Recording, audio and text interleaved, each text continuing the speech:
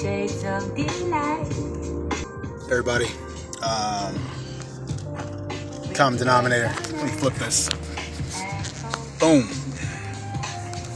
So, I just had an epiphany. I just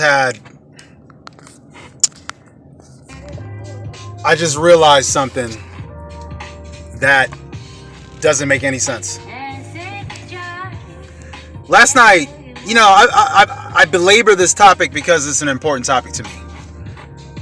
And I think it's an important discussion that we really need to have right now in this country. And I think I watch The Breakfast Club every day. And I think, the guy Charlemagne the God, Charlemagne the God, he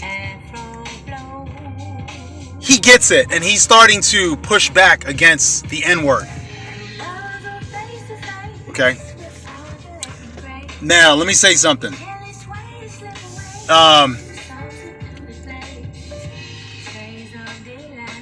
The N-word, when it comes to the censors, and the reason why I'm talking about this is because I watched the latest with Dr. Dyson. Go to the Breakfast Club's page. And Dr. Eric Dyson, I think that's his name.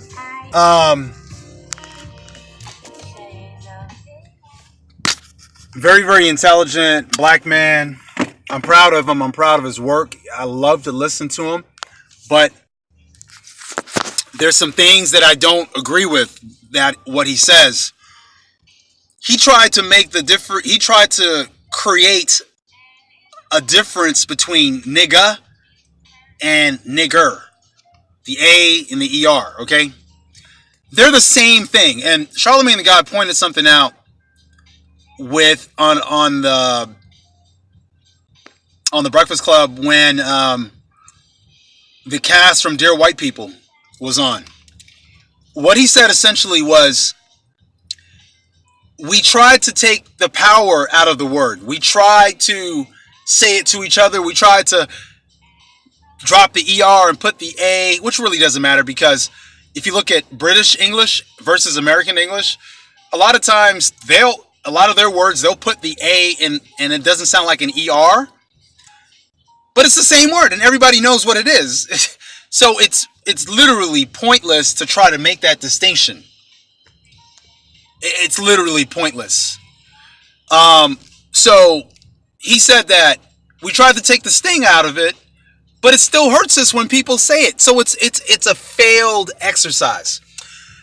Now, this scholar, PhD, Dr. Dyson, disappointing, man, disappointing. He's a fence rider. He tries to be friends with the hip-hop community instead of chastising them and telling them where they're wrong. He tries to intellectualize and justify their wrongs and make them and turn it into a right. And that's what I can't understand about these fence riders. They just want to get along they want to just go along to get along, okay? They want to go along to get along. And that's the problem. You can't just go along to get along when when dysfunction is apparent. You can't do that. You have to call it out. Let me give you an example. It's like you're raising a kid. I don't have children, but it's like you're raising a kid. And the kid gets a bad grade in school. And instead of being the parent and telling them, hey, you need to study more, you say, well, it's okay. Bill Gates didn't finish college. Mark Zuckerberg didn't finish college. You don't need to get good grades. What you're doing is you're reinforcing the negative behavior. Dr. Dyson, with all of his intelligence, is a fence rider. And he's a fence rider. The battery died. I had to go delete some files and come back. But he's a fence rider. He's afraid. So here's my epiphany. What I realized is that it was actually easier to get white people to stop using the N-word publicly around black people than it is to get black people to stop. Black people are hooked on the N-word. It's like a drug to them. I have no idea what is wrong with us. We made the word popular, and then when people say it, we get offended. But it was easier to get white people to stop saying it publicly, out in public, than it is black. Black people are the people who say the N-word the most right now, and it's crazy. It's literally insane. One more point. I really think we need to have a petition to have the N-word banned from Instagram, from YouTube, just banned. Completely banned. Just get the same way it's banned from the radio. You can't play it on the radio. The FCC won't allow it. We need to just have it banned. We can't have this crap being thrown around like this, like it's normal. We've normalized the use of the N-word, and then we get offended when certain people use it. Crazy, crazy, crazy. Anyway, guys, let me know what you think.